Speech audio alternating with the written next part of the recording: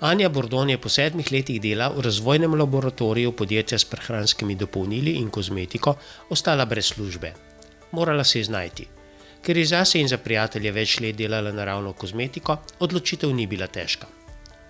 Izdeluje trda mila, maske za obraz, maslo za telo, mazila za ustnice, pripravlja pa tudi peno za britje in ima še vrsto drugih zamisli.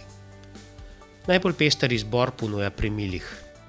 Mila, ki jih izdelujem, so iz blatom mrtvega morja, milo s kavo, milo s kamilico, milo z makom, milo s pivom, milo z MSM-jem in pa otroška mila z ovsenimi kosmiči in kozjim mlekom. V postopku registracije je 13 izdelkov. Zaradi finančnih omejitev so vsi registrirani izdelki brezvodni.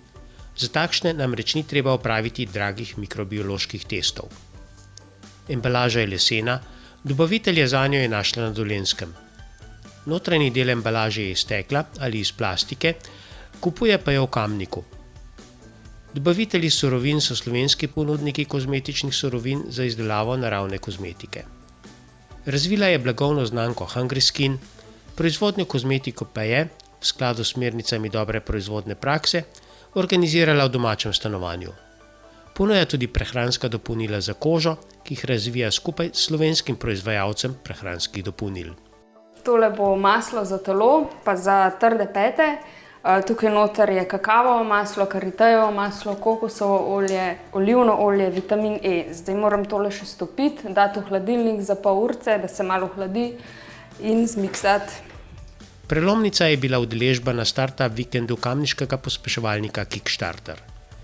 Bordonova je med 8 prijavljenimi zagonskimi podjetji zmagala. Objava novice na Facebooku ji je prinesla veliko promocijo in izjemno število ogledov, kupci pa nanjo zdaj gledajo precej drugače. Sprva bo izdelke prodajala prek svoje spletne strani, dogovarja pa se že za ponudbo v uveljavljenih spletnih trgovinah. Dobila je pa tudi že predlog za prodajo na Hrvaškem.